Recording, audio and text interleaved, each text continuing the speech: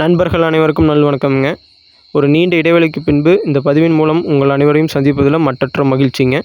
இந்த பதிவில் நீங்கள் பார்க்கறது ஒரு நல்ல பெருங்கூட்டான, ஒரு நல்ல ஜைஜாண்டிக்கான உடல் கட்டமைப்பில் இருக்கக்கூடிய ஒரு செவலை மாடுங்க. நிறையா நண்பர்கள் ஏன் பதிவு போடல அப்படின்னு சொல்லி கூப்பிட்டு கேட்குறீங்க. நம்ம அந்த சூழ்நிலையில் இருந்தாலும் கூட நம்ம தோட்டத்தில் என்றைக்கும் பார்த்திங்கன்னா ஒரு 10லேருந்து 15 நாட்டு மாடுகள் இருந்துகிட்டே இருக்குங்க. சென்ற வாரம் கூட ஒரு நல்ல பெருங்கூட்டான மயிலை மாடு மற்றும் ஒரு பல் போடாத காரிக்காலை விற்பனை செஞ்சோம்ங்க. ஸோ அதனால் உங்களுக்கு மாடுகள், கன்றுகள், காளைகள் எது தேவைப்பட்டாலும் நீங்கள் அந்த மேலே இருக்க காண்டாக்ட் நம்பருக்கு காண்டாக்ட் பண்ணி தெளிவுபடுத்தி வாங்கிட்டு போய்க்கலாமுங்க. ஸோ இந்த பதிவில் நீங்கள் பார்க்குற செவலை மாடு நல்ல ஒரு ஜைஜாண்டிக்கான உடல் கட்டமைப்புங்க. மாடு அப்படியே நிமிர்ந்து நின்று ஒரு பார்வை பார்த்தால் அந்த காங்கேயமனத்திற்கான ஒரு உரித்தான தோற்றமும் கம்பீரமும் வெளிப்படுங்க. அந்த அளவுக்கு தென்படக்கூடிய ஒரு காங்கேயமன செவலை மாடுங்க. இந்த மாட்டை பொறுத்த வரைக்குங்க 3ஆம் ஈத்து, பல் கடைமொழிப்புங்க. கறவைக்கு கால் அணைக்க வேண்டுங்க. சென்ற ஈத்து அதனுடைய கறவை திறன் கன்றுக்கு போக நேரம் 3 லிட்டர் கறந்ததாக சொன்னாங்க.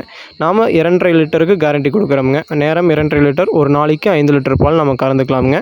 இந்த மாட்டை பொறுத்த வரைக்கும் உங்கள் வீட்டிற்கு ஒரு நாட்டு மாடு நல்ல ஒரு அழகு தோரணையில், நல்ல கறவை திறனில், நல்ல குணத்தில் தேவைப்பட்டால் நீங்கள் கண்ணை மூடிட்டு இந்த மாட்டை சூஸ் பண்ணலாமுங்க. அந்தளவுக்கு நல்ல தெளிவான மாடு. இதனுடைய காலை பார்த்திங்கன்னா செவலக்காலைக்கு இனச்சரிக்கப்பட்டுள்ளதுங்க. ஸோ மாட்டில் குணத்தில் பார்த்திங்கன்னா பெரியவர்கள், பெண்கள், குழந்தைகள் என யார் வேண்டுமானாலும் ஈஸியாக ஹேண்டில் பண்ணிக்கலாமுங்க. ஸ்டூல் போட்டு உட்காந்து பால் கறந்துக்கலாம். ஸோ காண்டாக்ட் பண்ணி தெளிவுபடுத்தி வாங்கிக்கலாமுங்க. நன்றி, வணக்கம்.